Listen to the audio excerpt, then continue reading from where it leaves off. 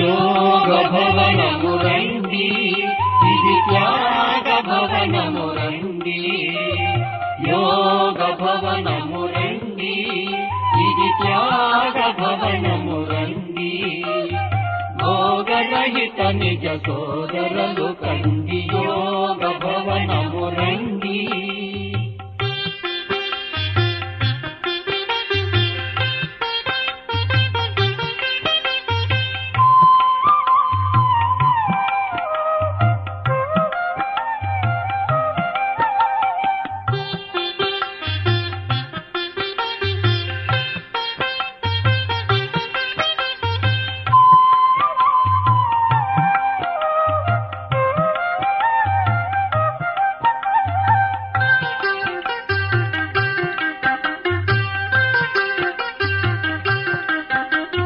మిథ్య బ్రతుకుల చీకటి నుంచి తత్తరించిన మానవులనెల్ల, మిథ్య బ్రతుకుల చీకటి నుంచి తత్తరించిన మానవులనెల్ల,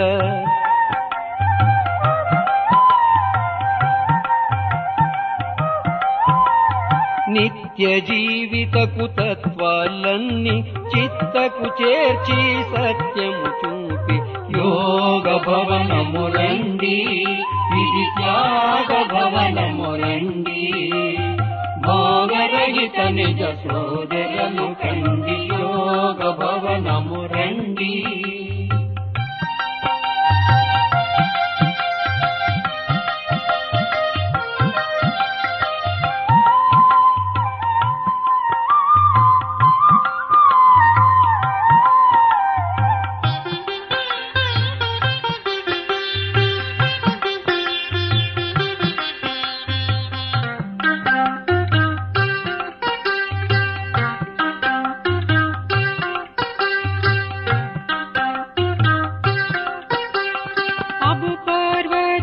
శుభతానాని ప్రభతోని పుణ్యక్షేత్రము చేసిన, అబు పర్వత శుభతానాని ప్రభతోని పుణ్యక్షేత్రము చేసిన,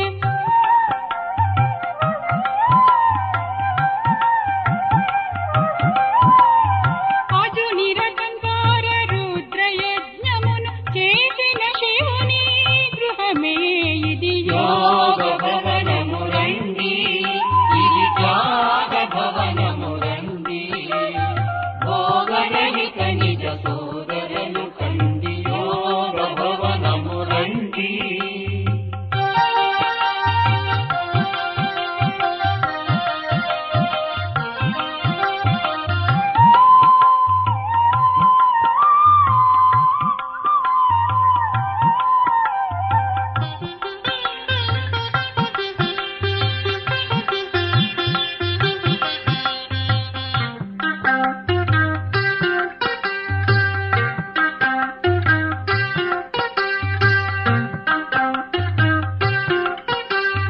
విషయ వికారాలన్నీ వదిలి హరిషడ్వర్గాలన్నీ జయించి, విషయ వికారాలన్నీ వదిలి హరిషడ్వర్గాలన్నీ జయించి,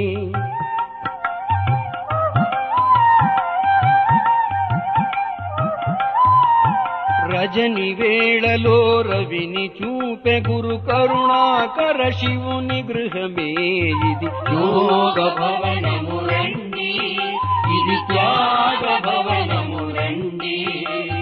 భోగరహిత నిజ సోదరులు కండి, యోగ భవనము రండి.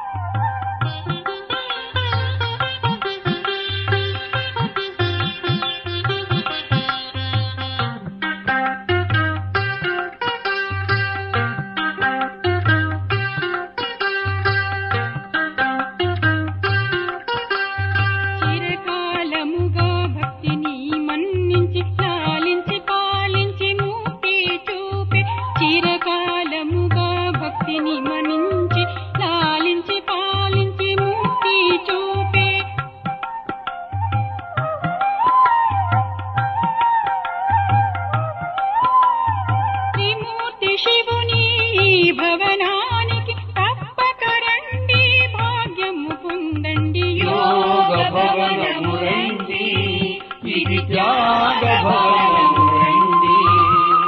భోగరహిత నిజ సోదరులు కండి, యోగ భవనము రండి, యోగ భవనము రండి, యోగ భవనము రండి.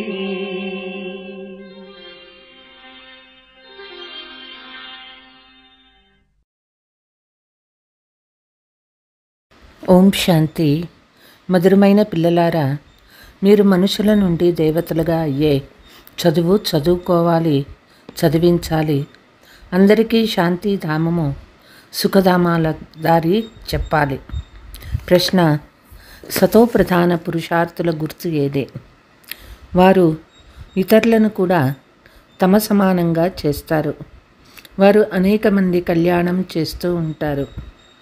జ్ఞానధనంతో జోలను నింపుకొని దానం చేస్తారు. 21 జన్మల వారసత్వాన్ని తీసుకుంటారు, ఇతరులకు కూడా ఇప్పిస్తారు. పాట: ఓం నమః శివాయ. ఓం శాంతి. భక్తులు ఎవరినైతే మహిమ చేస్తారో మీరు వారి సన్ముఖంలోనే కూర్చొని ఉన్నారు కనుక మీకు ఎంత సంతోషం ఉండాలి. వారిని ఓం నమః శివాయ అనే నమస్కరిస్తారు. మీరు నమస్కరించే పని లేదు. పిల్లలు తండ్రిని స్మృతి చేస్తారు కానీ ఎప్పుడూ నమస్కరించరు.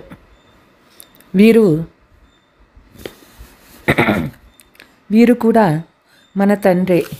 వీరి ద్వారా మీకు వారసత్వం లభిస్తుంది. మీరు వారికి నమస్కరించరు, స్మృతి చేస్తారు.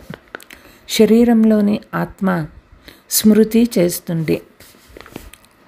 తండ్రి ఈ శరీరాన్ని అప్పుగా తీసుకున్నారు. వారు మనకు మార్గాన్ని తెలుపుతూ ఉన్నారు. తండ్రి నుండి అనంతమైన వారసత్వాన్ని ఎలా తీసుకోవాలో చెప్తూ ఉన్నారు. మీరు కూడా మంచి రీతిగా అర్థం చేసుకున్నారు. సత్యయుగాన్ని సుఖధామమని అంటారు. ఆత్మలుండే చోటుని శాంతిధామమని అంటారు. మనము శాంతిధామ నివాసీలము. మీ బుద్ధిలో ఉన్నది. ఈ కలియుగాన్ని దుఃఖధామమని అంటారు. ఆత్మలైన మనమిప్పుడు స్వర్గంలోకి వెళ్ళేందుకు, మనుషుల నుండి దేవతలుగా అయ్యేందుకు చదువుతూ ఉన్నాము. లక్ష్మీనారాయణులు దేవతలు కదా. నూతన ప్రపంచం కొరకు మనుషుల నుండి దేవతలుగా అవ్వాలి. తండ్రి ద్వారా మీరు చదువుతూ ఉన్నారు. చదువులో కొంతమంది పురుషార్థం చాలా తీవ్రంగా ఉంటుంది, కొంతమందిది బలహీనంగా ఉంటుంది. ఎవరైతే సతో ప్రధాన పురుషార్థులుగా ఉంటారో వారు ఇతరులను కూడా తన సమానంగా తయారు చేసేందుకు నెంబర్ వారుగా పురుషార్థం చేయిస్తారు. అనేక మందికి కళ్యాణం చేస్తారు. ధనంతో ఎంత బాగా జోలెను నింపుకొని దానం చేస్తారో అంత లాభం ఉంటుంది. మనుషులు దానం చేస్తూ ఉంటారు. వారికి మరుసటి జన్మలో అల్పకాలం కొరకు ఫలం లభిస్తుంది. అందులో సుఖము స్వల్పంగా ఉంటుంది. మిగిలిందంతా దుఃఖమే దుఃఖము. మీకైతే 21 జన్మల స్వర్గ సుఖం లభిస్తుంది. స్వర్గ సుఖం ఎక్కడ, ఈ దుఃఖం ఎక్కడ? అనంతమైన తండ్రి ద్వారా మీకు స్వర్గంలో అనంతమైన సుఖం లభిస్తుంది. ఈశ్వరార్థంగా దాన పుణ్యాలు చేస్తారు కదా, అది అప్రత్యక్ష దానము. ఇప్పుడు మీరైతే సన్ముఖంలో ఉన్నారు కదా. ఇప్పుడు మీకు తండ్రి కూర్చొని అర్థం చేయిస్తూ ఉన్నారు. భక్తి మార్గంలో ఈశ్వరార్థం దాన పుణ్యాలు చేస్తే మరుసటి జన్మలో ఫలం లభిస్తుంది. మంచి పనులు చేస్తే మంచే లభిస్తుంది. చెడు పనులు, పాపాలు మొదలైనవి చేస్తే వారికి అలానే లభిస్తుంది. ఇక్కడ ఈ కలియుగంలో పాపాలే జరుగుతూ ఉంటాయి. పుణ్యము జరగనే జరగదు.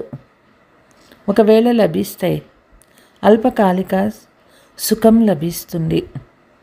ఇప్పుడు మీరు భవిష్య సత్యయుగంలో 21 జన్మలకు సదా సుఖవంతులుగా అవుతారు. దాని పేరే సుఖధామము. చిత్ర ప్రదర్శనలో కూడా ఇది శాంతిధామము, సుఖధామానికి సహజ మార్గము అని వ్రాయవచ్చు. ఇప్పుడు ఇది కలియుగం కదా. కలియుగం నుండి సత్యయుగము, పతిత్ ప్రపంచం నుండి పావన ప్రపంచంలోకి వెళ్ళేందుకు పైసా ఖర్చు లేకునే మార్గము. ఇలా వ్రాస్తే మనుషులు అర్థం చేసుకుంటారు. ఎందుకంటే రాతి బుద్ధి గలవారు కదా. తండ్రి చాలా సహజంగా చేసి అర్థం చేయిస్తూ ఉన్నారు. దీని పేరే సహజ రాజయోగము, సహజ జ్ఞానము. తండ్రి పిల్లలైన మనల్ని చాలా తెలివిగలవాళ్ళగా తయారు చేస్తూ ఉన్నారు. లక్ష్మీనారాయణులు వివేకవంతులు కదా. భలే కృష్ణుని గురించి ఏవేవో వ్రాసేశారు. అవన్నీ అసత్య కళంకాలు. అమ్మ నన్ను వెన్న తినలేదని, అమ్మ నేను వెన్న తినలేదని కృష్ణుడు అంటాడు. దీని అర్థం కూడా ఎవరికీ తెలియదు. నేను వెన్న తినలేదు అయితే ఎవరు తిన్నారు? పిల్లలకు పాలు త్రాపిస్తారు. పిల్లలు వెన్న తింటారా, పాలు తాగుతారా? మట్టి కుండలు పగలగొట్టినట్లు చూపిస్తారు. అటువంటి మాటలేవీ లేవు. వారు స్వర్గంలోని ప్రథమ రాకుమారుడు. మహిమ అంతా ఒక్క శివబాబాదే కదా. ప్రపంచంలో ఇతరులెవ్వరికీ మహిమ లేదు. ఈ సమయంలో అందరూ పతితులుగానే ఉన్నారు. కానీ భక్తి మార్గానికి కూడా మహిమ ఉన్నది. భక్తుల మాల కూడా మహిమ చేయబడుతుంది కదా. స్త్రీలలో మీరాబాయి, పురుషులలో నారదుడు ముఖ్యంగా మహిమ చేయబడతారు. ఒకటేమో భక్తుల మాల, రెండవది జ్ఞానమాల. భక్తిమాల నుండి రుద్రమాలలోనే వారుగా అయ్యారు. తర్వాత రుద్రమాల నుండి విష్ణుమాల తయారవుతుంది. రుద్రమాల సంగమయుగంలోంది. ఈ రహస్యం పిల్లలు మీ బుద్ధిలో ఉన్నది. మీకు ఈ విషయాలు తండ్రి సన్ముఖంలో కూర్చొని అర్థం చేయిస్తూ ఉన్నారు. సన్ముఖంలో కూర్చున్నప్పుడు మీరు రోమాంచితులుగా అవ్వాలి. అహో సౌభాగ్యము! 100% దుర్భాగ్యశాలులుగా ఉన్న మనము సౌభాగ్యశాలీలుగా అవుతాము. కుమారీలు కామఖడ్గం కిందకు వెళ్ళలేదు. అది కామఖడ్గం అని తండ్రి అంటారు. జ్ఞానాన్ని కూడా ఖడ్గము అని అంటారు. జ్ఞాన అస్త్రశస్త్రాల గురించి తండ్రి తెలిపించారు. కానీ వారు దేవతలకు స్థూలమైన అస్త్రశస్త్రాలను ఇచ్చేశారు. అవి హింసకు పనికి వచ్చే వస్తువులు. స్వదర్శన చక్రం అంటే ఏమిటో మనుషులకి తెలియదు. శాస్త్రాలలో కృష్ణునికి కూడా స్వదర్శన చక్రాన్ని ఇచ్చి హింస చేసినట్లు చూపించారు. వాస్తవానికి ఇవన్నీ జ్ఞాన విషయాలు. మీరిప్పుడు స్వదర్శన చక్రధారులుగా అయ్యారు. కానీ వారు దీనిని హింసగా చూపించారు. పిల్లలు మీకిప్పుడు స్వ అంటే చక్ర జ్ఞానము లభించింది. బాబా చెప్తూ ఉన్నారు, మీరు బ్రహ్మముఖ వంశావళి, బ్రాహ్మణ కులభూషణ స్వదర్శన చక్రధారులు. దీని అర్థం కూడా ఇప్పుడు మీకు తెలుసు. ఇప్పుడు మీలో సృష్టి చక్ర జ్ఞానము, 84 జన్మల చక్ర జ్ఞానము పూర్తిగా ఉన్నది. సత్యయుగంలో మొదట ఒకే ఒక సూర్యవంశం ధర్మం ఉండేది. ఆ తర్వాత చంద్రవంశము. ఈ రెంటిని కలిపే స్వర్గమని అంటారు. ఈ విషయాలు మీలో కూడా నెంబర్ వారుగా ఉన్నాయి. తండ్రి ఎలా మిమ్మల్ని చదివించారో, మీరు తెలివిగలవారిగా అయ్యారో, ఇప్పుడు మీరు అదేవిధంగా ఇతరుల కళ్యాణం చేయాలి. స్వదర్శన చక్రధారులుగా అవ్వాలి. ఎంతవరకు బ్రహ్మ వంశావళిగా అవ్వరో అంతవరకు శివబాబా నుండి వారసత్వం ఎలా తీసుకుంటారు? ఇప్పుడు మీరు బ్రాహ్మణులుగా అయ్యారు. శ్రీబాబా నుండి వారసత్వం తీసుకుంటున్నారు. ఇది మరిచిపోరాదు. పాయింట్లు నోట్ చేసుకోవాలి. ఇది 84 జన్మల సీడీ. నిచ్చెనలో మెట్లు దిగటం సులభం. పైకి ఎక్కేటప్పుడే నడుంపై చేతిని వేసుకొని ఎంతో కష్టపడి ఎక్కుతారు. కానీ లిఫ్ట్ కూడా ఉన్నది. ఇప్పుడు బాబా మీకు లిఫ్ట్ ఇచ్చేదానికే వచ్చారు. సెకండులో మీరు పైకి ఎక్కే కడలోకి వెళ్తారు. ఇప్పుడు మాది పైకి ఎక్కిపోయే కడ అని పిల్లలు మీకు ఖుషి ఉండాలి. అత్యంత ప్రియమైన బాబా లభించారు. వారంట ప్రియమైన వస్తువు వేరే లేదు. సాధు సత్పురుషులు మొదలైన వారంతా ఒక్క ప్రియుణ్ణే స్మృతి చేస్తారు. ఇప్పుడు ఇక్కడ అందరూ వారి ప్రేయసీలే. అయితే వారెవరు ఎవరికీ కొంచెం కూడా తెలియదు. కేవలం సర్వవ్యాపి అని అనేస్తారు. ఇప్పుడు శ్రీబాబా మనల్ని వీరి ద్వారా చదివిస్తున్నారని మీకు తెలుసు. శ్రీబాబాకు సొంత శరీరం లేనే లేదు. వారు ఆత్మ. పరమాత్మ అంటే పరమాత్మ. వారి పేరు శివుడు. మిగిలిన ఆత్మలందరి శరీరాలకు వేరువేరు పేర్లు ఉన్నాయి. పరమాత్మ ఒకే ఒక్కరు. వారి పేరు శివుడు. కానీ మనుషులు వారికి అనేక పేర్లు ఉంచేశారు. రకరకాల మందిరాలు నిర్మించారు. ఇప్పుడు మీకు వాటి అర్థం తెలుసు. బాంబేలో బబుల్నాథ్ మందిరం ఉంది. వారిప్పుడు మనల్ని ముళ్ళ నుండి పువ్వులుగా చేస్తారు. మీరు విశ్వాధికారులుగా అవుతారు. కాబట్టి మొదట ముఖ్యమైనది ఆత్మ అయిన మనందరి తండ్రి ఒక్కరే. వారి ద్వారానే భారత్వాసీలకు వారసత్వం లభిస్తుంది. లక్ష్మీనారాయణులు భారతదేశానికి యజమానులు కదా, చైనాకు కాదు కదా. చైనాకైతే ముఖమే వేరుగా ఉండేది. వీరు భారతదేశం వారే. మొట్టమొదట తెల్లగా, తర్వాత నల్లగా అవుతారు. మలినాలు ఆత్మలోనే ఏర్పడతాయి. ఉదాహరణాన్ని భారతదేశం పైననే ఉన్నాయి. భ్రమరము పేడ పురుగుని పరివర్తన చేసి తన సమానంగా చేస్తుంది. సన్యాసీలు ఎక్కడ పరివర్తన చేస్తూ ఉన్నారు. శ్వేత వస్త్రాల వారికి కాషాయ వస్త్రాలను ధరింపచేసి తలగుండు చేయిస్తారు. మీరైతే ఈ జ్ఞానం తీసుకుంటారు. లక్ష్మీనారాయణ వలె శోభాయమానంగా అవుతారు. ఇప్పుడు ప్రకృతి కూడా తమో ప్రధానంగా ఉంది కనుక భూమి కూడా తమో ప్రధానంగా ఉంది. అందుకే నష్టకారకంగా ఉంది. ఆకాశంలో తుఫాన్లు రేగుతున్నాయి. ఎంత నష్టపరుస్తాయి. ఉపద్రవాలు జరుగుతూనే ఉంటాయి. ఇప్పుడు ఈ ప్రపంచంలో అత్యంత దుఃఖం ఉన్నది. అక్కడ పరం సుఖం ఉంటుంది. తండ్రి పరం దుఃఖం నుండి పరం సుఖంలోకి తీసుకువెళ్తారు.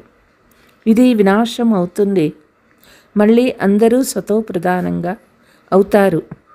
ఇప్పుడు మీరు పురుషార్థం చేసి తండ్రి నుండి ఎంత వారసత్వం కావాలో అంత తీసుకోండి. లేకుంటే చివరిలో పశ్చాత్తాపపడవలసి వస్తుంది. బాబా వచ్చారు కానీ మేము ఏమీ తీసుకోలేదని అనుకుంటారు. ఎండిపోయిన వెదురు అడివి అగ్గికి తగలబడుతుందో కుంభకర్ణుని నిద్ర నుండి మేల్కుంటారు అని వ్రాయబడింది. ఆ తర్వాత అయ్యో అయ్యో అంటూ చనిపోతారు. అయ్యో అయ్యో తర్వాత జై జయకారాలు వినిపిస్తాయి. కలియుగంలో అందరూ అయ్యో అయ్యో అంటూ ఉన్నారు. ఒకరికొకరు చంపుకుంటూ ఉన్నారు. అనేక మంది మరణిస్తారు. కలియుగం తర్వాత మళ్ళీ సత్యయుగం తప్పకుండా వస్తుంది. మధ్యలో ఇది సంగమయుగము. దీనిని పురుషోత్తమ యుగమని అంటారు. తండ్రి తమో ప్రధానం నుండి సతో ప్రధానంగా అయ్యేందుకు మంచి యుక్తి తెలుపుతూ ఉన్నారు. కేవలం నన్ను స్మృతి చేయండని, ఇక ఏమీ చేయనవసరం లేదు అని అంటూ ఉన్నారు. పిల్లలు మీరు తల మొదలైనవి వంచి నమస్కరించే పని లేదు. బాబాకు ఎవరైనా చేతులు జోడించి నమస్కరిస్తే బాబా అంటారు, ఆత్మ అయిన మీకు చేతులు లేవు, తండ్రికి చేతులు లేవు, అటువంటప్పుడు చేతులు ఎవరి కోరుకు జోడించాలి. కలియుగంలోని భక్తి మార్గపు గుర్తులో ఒక్కటి కూడా ఉండరాదు. ఆత్మ నువ్వెందుకు చేతులు జోడిస్తావు? కేవలం తండ్రి స్మృతి చేయండి. స్మృతి చేయడం అంటే చేతులు జోడించడం కాదు. మనుషులు సూర్యునికి కూడా చేతులు జోడిస్తారు, మహాత్ములకి చేతులు జోడిస్తారు. మీరు చేతులు జోడించరాదు. ఇది నేను అప్పుగా తీసుకున్న శరీరము. అయితే ఎవరైనా చేతులు జోడిస్తే జానికి బదులుగా జోడించవలసి వస్తుంది. నేను ఆత్మను, ఈ బంధనం నుండి విడుదల పొంది ఇప్పుడు వాపస్ ఇంటికి వెళ్ళాలి. మీరు అర్థం చేసుకోవాలి. దీనిపై అసహ్యం వస్తూ ఉంది. ఈ పాత శరీరాన్ని వదిలేయాలి. సర్పం కుబుసం వదిలినట్లు వదిలేయాలి. భ్రమరంలో కూడా పురుగును తన సమానంగా భ్రమరంగా మార్చే తెలివి చాలా ఉంది. పిల్లలు మీరు కూడా ఈ విషయ సాగరంలో మునకలు వేస్తూ ఉన్న వారిని వెలుపలికి తీసి క్షీరసాగరంలోకి తీసుకువెళ్తారు. ఇప్పుడు శాంతిధామానికి పదండి, తండ్రి చెప్తూ ఉన్నారు. మనుషులు శాంతి కొరకు ఎంతగానో తలబాదుకుంటారు. సన్యాసులకు స్వర్గంనే జీవన్ముక్తి లభించదు. ముక్తి లభిస్తుంది. దుఃఖము నుండి విడుదల పొంది శాంతిధామంలో కూర్చుంటారు. అయినా ఆత్మ మొట్టమొదట జీవన్ముక్తిలోకి వస్తుంది, తర్వాత జీవన్ బంధంలోకి వస్తుంది. ఆత్మ సతో ప్రధానంగా ఉండి తర్వాత మెట్లు కిందకి దిగుతూ ఉంటుంది. మొదట సుఖాన్ని అనుభవించి తర్వాత కిందకి దిగుతూ తమో ప్రధానమైపోయింది. ఇప్పుడు అందరినీ మళ్ళీ వాపస్ తీసుకెళ్లేందుకు తండ్రి వచ్చారు. నన్ను స్మృతి చేస్తే మీరు పావనమైపోతారని తండ్రి చెప్తూ ఉన్నారు. మనుషులు శరీరాన్ని వదిలేటప్పుడు చాలా కష్టాన్ని అనుభవిస్తారు. ఎందుకంటే శిక్షలను అనుభవించాల్సి వస్తుంది. శివునిపై బలి అయితే ముక్తి లభిస్తుందని విన్నందున కత్తుల బావిలో దూకుతారు. ఇప్పుడు మీరు బలి అవుతున్నారు కదా, అందుకే భక్తి మార్గంలో కూడా ఇవే మాటలు అంటారు. శివునిపై బలి అవుతారు, వాపస్ ఎవరు వెళ్ళలేరని తండ్రి అర్థం చేయిస్తూ ఉన్నారు. అంతగా బలి అయిపోయినందున పాపాలు తొలగుతాయి. మళ్ళీ లెక్కాచారం కొత్తగా ప్రారంభం అవుతుంది. మీరు ఈ సృష్టి చక్రాన్ని గురించి తెలుసుకున్నారు. ఇప్పుడు అందరిది కిందకి దిగిపోయే కళ. బాబా వచ్చి అందరినీ సద్గతి ఇస్తారు. అందరినీ ఇంటికి తీసుకువెళ్తారు. పతితులనైతే వెంట తీసుకెళ్లరు. అందువల్లే ఇప్పుడు పవిత్రమై మీ జ్యోతి వెలుగుతుంది. వివాహ సమయంలో స్త్రీ తలపై మట్టి పాత్రలో జ్యోతిని వెలిగిస్తారు. ఈ ఆచారము భారత్లోనే ఉంది. స్త్రీ తలపై మట్టి పాత్రలో జ్యోతి వెలిగిస్తారు, పతి తలపై వెలిగించరు. ఎందుకంటే పతి పరమేశ్వరుడు అని అంటారు. ఈశ్వరుని తలపై జ్యోతిని ఎలా వెలిగిస్తారు? తండ్రి చెప్తారు, నా జ్యోతి ఎప్పుడూ వెలిగే ఉంటుంది. బాబా, నేను వచ్చి మీ జ్యోతిని మేల్కొల్పుతాను. తండ్రిని దీపమని అంటారు. బ్రహ్మ సమాజం వారు జ్యోతికి గౌరవం ఇస్తారు. సదా జ్యోతి వెలిగించే ఉంటారు. దానినే స్మృతి చేస్తారు. ఆ జ్యోతినే భగవంతునిగా భావిస్తారు. కొంతమంది చిన్న జ్యోతి పెద్ద జ్యోతిలో ఇమిడిపోతుందని భావిస్తారు. ఈ విధంగా అనేక మతాలు ఉన్నాయి. మీ ధర్మము అపారమైన సుఖం ఇచ్చేదని తండ్రి చెప్తూ ఉన్నారు. మీరు స్వర్గంలో చాలా సుఖాన్ని అనుభవిస్తారు. నూతన ప్రపంచంలో మీరు దేవతలుగా అవుతారు. మీ చదువు భవిష్య నూతన ప్రపంచం కొరకు, మిగిలిన చదువులన్నీ ఈ ప్రపంచం కొరకే. ఇక్కడ మీరు చదివి భవిష్యత్తులో పదవి పొందాలి. గీతలో కూడా రాజయోగం నేర్పించారు. చివరిలో యుద్ధము జరిగినట్లు చూపించారు. ఏమీ మిగల్లేదు. పాండవులకి తోడుగా ఒక కుక్కను చూపిస్తారు. ఇప్పుడు తండ్రి చెప్తూ ఉన్నారు, మిమ్మల్ని దేవతలుగా తయారు చేస్తాను.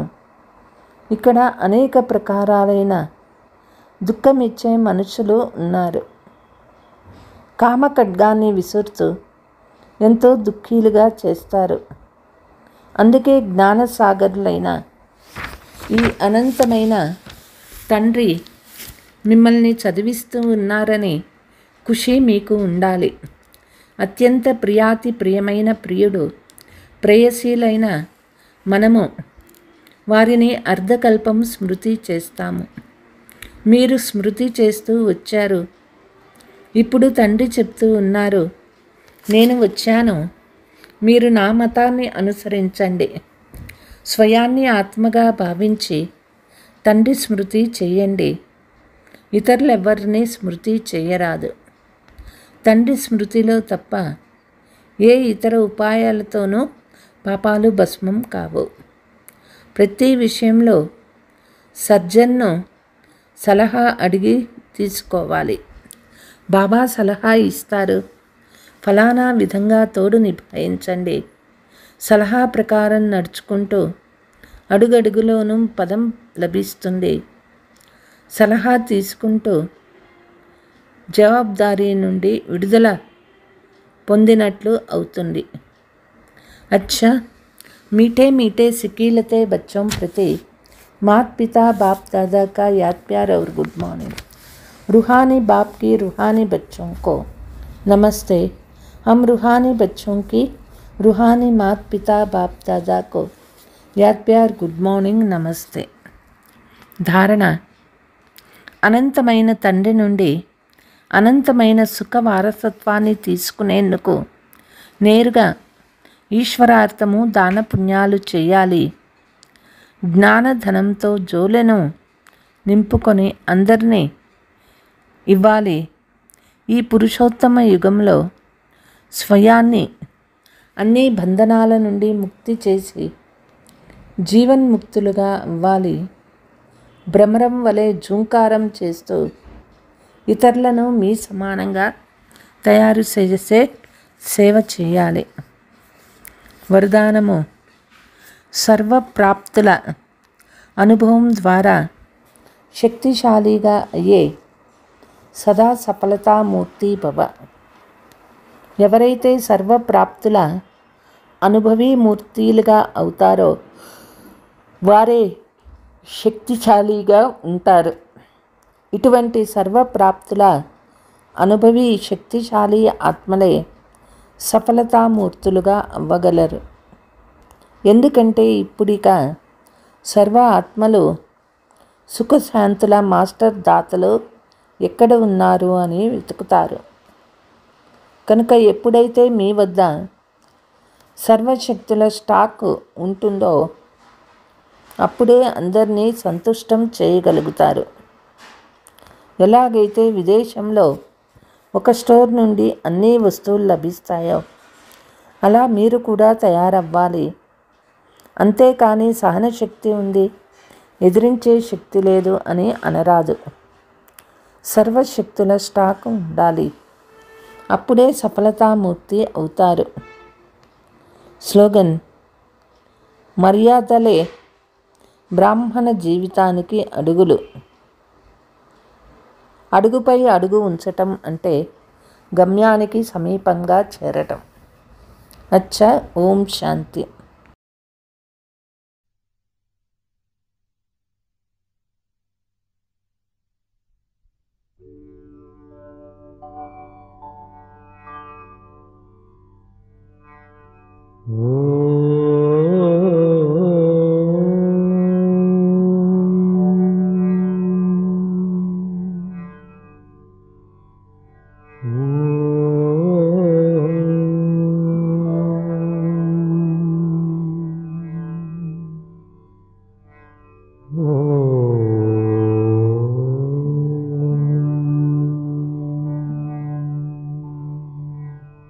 మనసు మాయ మరలించగా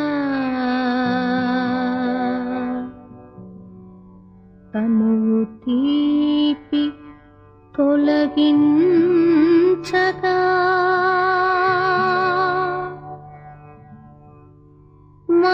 మార్గమొక్కటే యోగ సాధనం అందుకోండి ఈ సందేశం.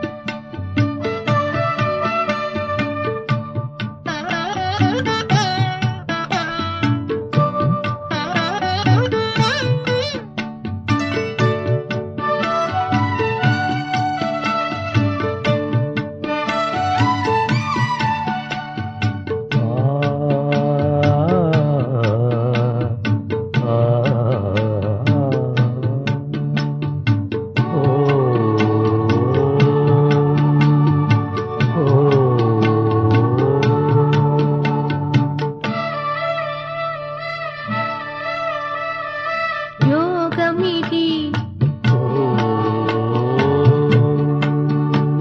అమోఘమిది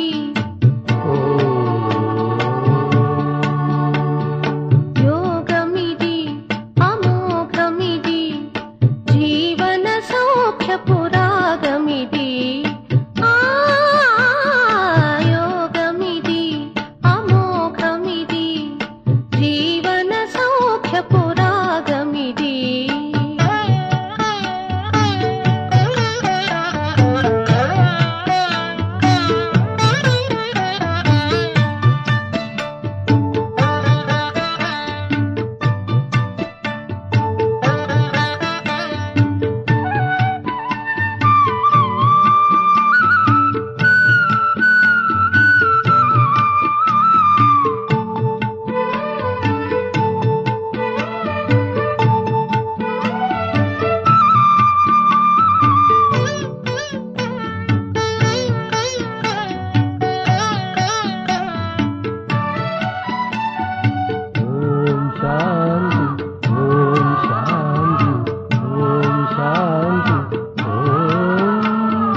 మనసు నిశ్చలం మాట నిర్మలం యోగుల చరితం పరమ పావనం.